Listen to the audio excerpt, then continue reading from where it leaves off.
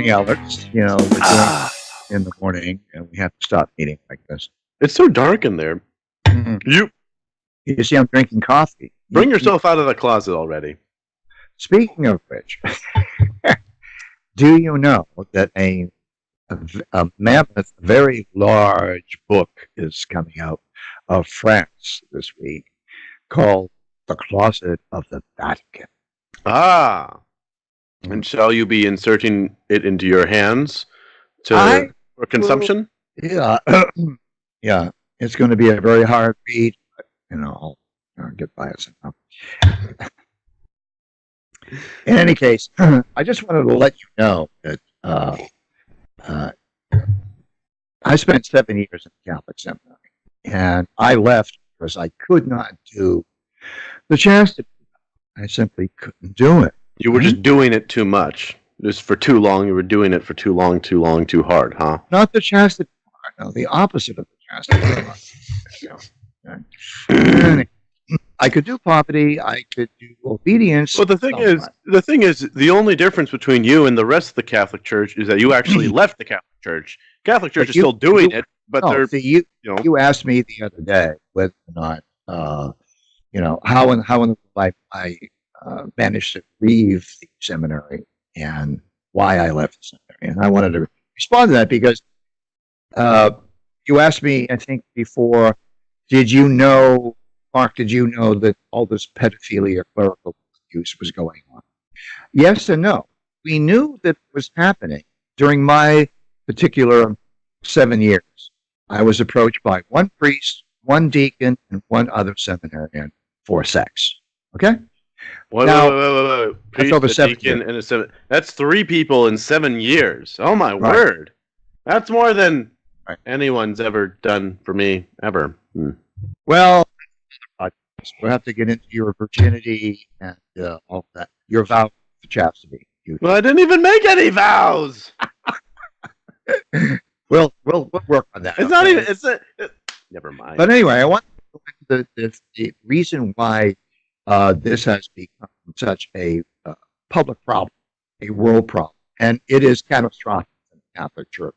What we're seeing now is the meltdown of the Catholic Church. It cannot survive this scam. It's impossible. Whoa. Okay, so wait a sec. You're telling me that massive corruption, starting wars, being a part of wars, public nudity, all this stuff that they've done throughout the 1,000+ years of the Catholic Church's existence. You're telling me this is what's going to bring it down? A couple of cameras, of things that they've been doing since they've opened their doors for business. When I was in the seminary, it was unthinkable, unimaginable that a cardinal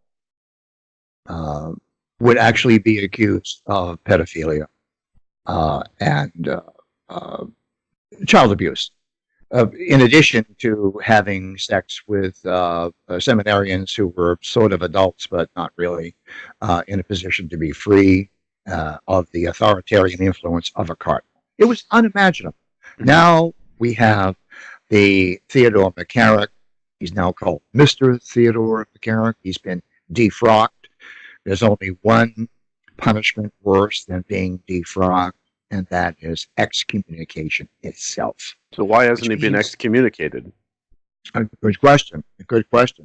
If I were in the chair of Peter, thank God that I'm not for the church, but and for the sake of the pedophiles, because they would have had more mercy from God than you. That's right. If this were Pope Mark I, believe me, excommunication to be handed out like chocolates. Valentine's Day. All right. So anyway, what I wanted to impress upon you was the fact that we knew that this was going on because personally we experienced advances from other seminarians and certainly, in my case, one priest. And even though we reported it, nobody was ever punished. Some people were sent home. In fact, the rule of thumb was that if you were even developing what would they call it? They called it, a special friendship, quote. And so, let me get this straight. So, you get the same punishment for being a brat at summer camp Mm-hmm. that you would as a pedophile in the Catholic Church. So, if I'm, Oh, yeah, yeah. Obviously, wow. you've been sent home from many a summer camp, so Yeah, you know me. You know me, just the spoiled It's brat that I probably good. am. So, with the advent of the internet and the social media, we now know how how broad and wide and deep all of this scandal is. It goes all the way to the papacy. It goes all the way to the Vatican. The books I was telling you about, The Closet of the Vatican, coming out this week, written by an acknowledged homosexual himself, actually tries to make the case. Wait for this. Wait for it. Tries to make the case that the church caused the homosexuals to be pedophiles. Because, and what's his argument? Well, I'm not going to spoil it for those who want to read the book, but I'll give you the cliff note. The juicy part. Yeah. The juicy part is he maintains that because the church was so viciously suppressive of homosexuality as a sin in the public sphere, they made the homosexual priests and bishops and monsignori, archbishops, and even cardinals, they made them go secret, go under. They had to lead a double life. So the book is going to argue, and this argument now is taking hold of the public arena. People are starting to believe that it's not the pedophile priest's fault; it's the church's fault. Interesting. Okay? So, But my counter argument, and my position is, nobody put a gun to my head or anybody else's head, forcing us to take a vow of chastity. No. well. Just as a point just as something to point out though, is that homosexual priests are one thing, but do you think that some people went in not really sure about their sexual orientation, and just by taking the chastity vow, do you think that increased pedophilia overall? If they remove the answer to your question, I divide it into three parts. First of all, there were young men right out of high school that went into the seminary. There were high school in seminary, so there were people going out of elementary school going in. Now, obviously, we're talking about 13, 14, 15-year-olds, okay? They don't have any idea of their sexuality. They don't know. They don't know straight from homosexual. They don't know. The second group are people who wanted to be able to lead a life of chastity and poverty and obedience. By the way, the secular priests, they take obedience and chastity, they do not take poverty. It's only the religious orders like the Jesuits, the Dominican, the Benedictine, the Maryknols, they take the three vows of poverty, chastity, and obedience. Okay. So do you think that they could reduce the amount of pedophiles and abuses in the church if they waited, say, you can only join when you're 20 years old? That's what's going to happen. Now, you put your finger on something very important here. When you figured out your genitalia, then you can take your vow of chastity. Exactly. Once you figure out what these parts are for, where they go, how they go there, and what they do when they're there, and whatever, then you're in a position to make an informed judgment. But you're not in a position to make an informed judgment. Let me just put the last of the three categories together. So we've got the high school kids, 13, 14, going in, subjected to an all-male environment. Sexuality is going to explode, if you'll pardon the expression. Second group are people who want to be living a life of chastity, and they go into a homosexual cult environment. And of course, they're going to stumble and fall and not be able to.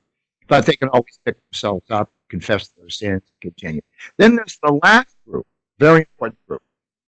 These are people who knew that they were homosexuals when they were 16 or 17 or 18, and they signed up for chastity anyway. This is the most pernicious group. And it is this group that grew larger after Vatican Council number 2 from 1963 to 1965. So that's in direct correlation to the sexual revolution in America. Fascinating. Yeah, it's a correlation to a lot of things. But you're right. Right. I left seminary in 1967. The reason was I could not stand the reforms. The aggiornamento, the openness, the fresh air. Let's all become Protestants. Yeah. Who are we to judge anyone? No. When the Catholic Church decided to become Protestant, that's when it went downhill, you're saying? So, but what I've heard you say it so many times over is that they should become Protestant. So what's the problem? Aren't they going in the right direction?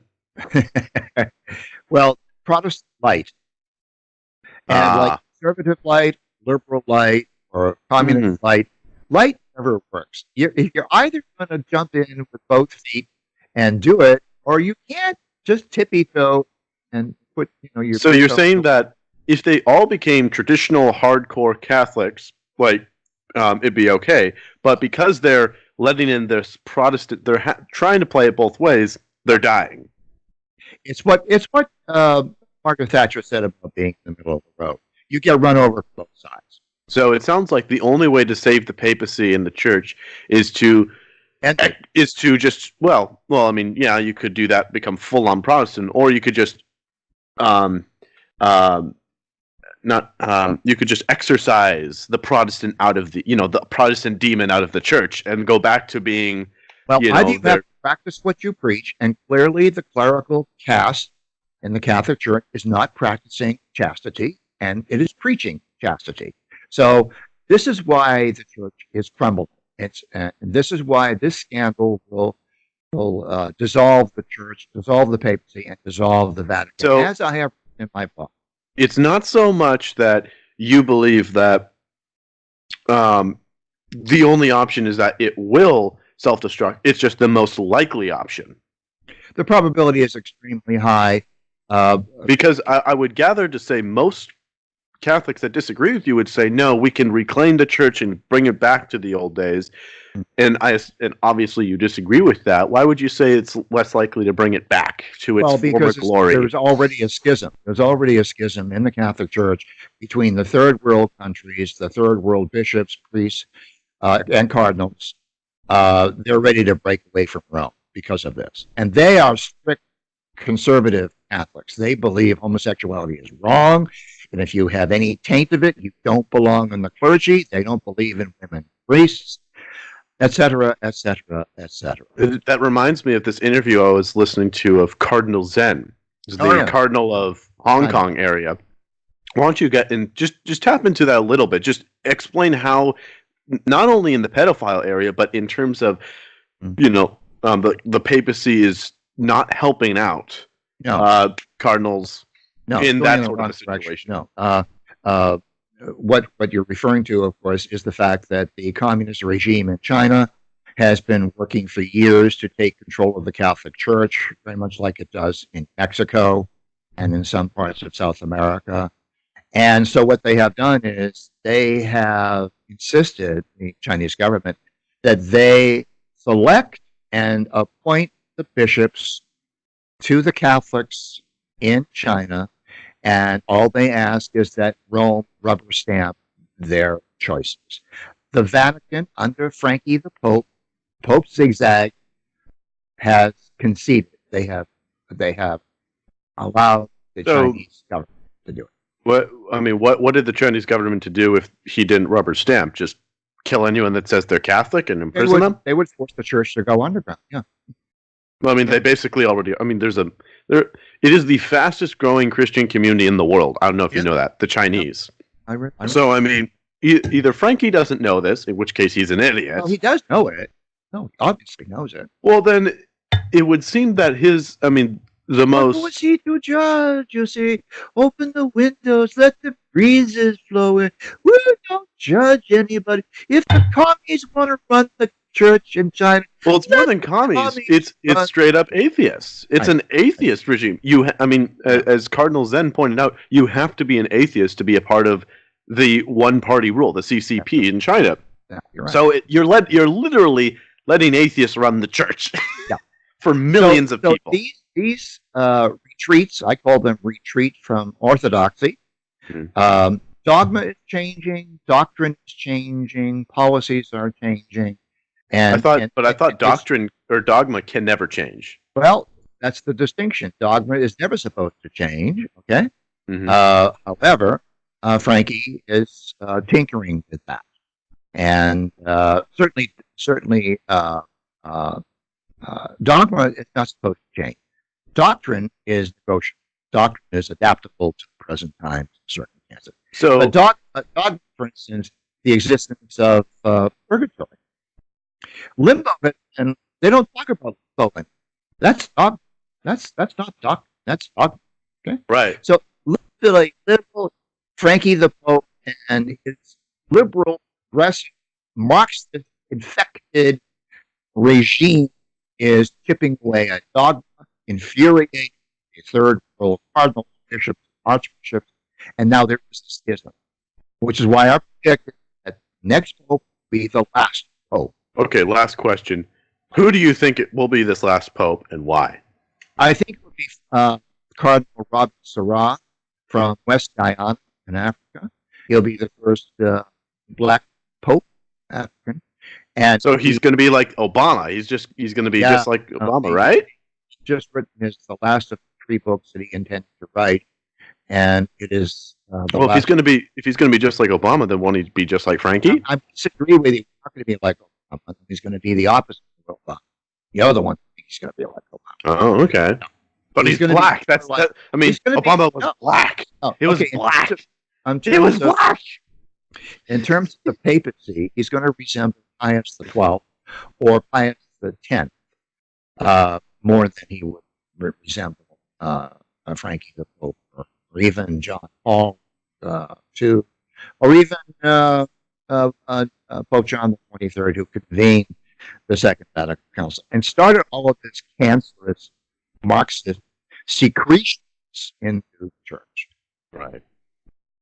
No. So for heathens like me, I'd imagine that's he'd be an extremely conservative sort of a pope, very conservative, and he will lead the division of the Catholic Church up into regional and national churches. He will eliminate the cardinalate. There will be no more cardinals. The highest rank will be priest, and the priest will be elected by the parish and will be judged by the parish. If they start messing with little boys and little girls or getting out of line, they will be judged immediately on the spot, locally. They won't have to appeal to Rome. That's been the problem. The local people have been suffering the abuses of the clergy, and every time they appeal to Rome simply moves the bad priests around. Now, I already asked my final question, so I'll just leave an open-ended question. Yeah. Once we see this potential breakup of the church, it essentially will be a lot like the American Revolution, how they broke off from the centralized power to concentrate the power for the states, the local counties, the local areas. So we're effectively going to be seeing a revolution of removing centralized power. And we've already seen this in things like Brexit, election of Donald Trump, and a few other examples of people just saying, we don't like the establishment. And what is more establishment than the Vatican? It's a city-state. It's virtually the most established. It's one of the last of the monarchies. It's certainly one of the most influential. There are over 1 billion Catholics on the face of the earth. So yeah, it's going to be the last important monarchy to be dissolved. So that effectively spells the end of centralized powers. The Roman Catholic Church will become the North American Catholic Church, the South American Catholic Church, the Chinese Catholic Church, etc., etc., etc. Well, I suppose that's all the time we have to break down this. Yeah. Thank you for asking me the question, and we will be seeing you. By the way, we're on iTunes, folks, so you can catch all of these episodes on iTunes. Please subscribe. And it's great to see you, Alex, and we'll see you again sometime. We absolutely will. Bye. Bye.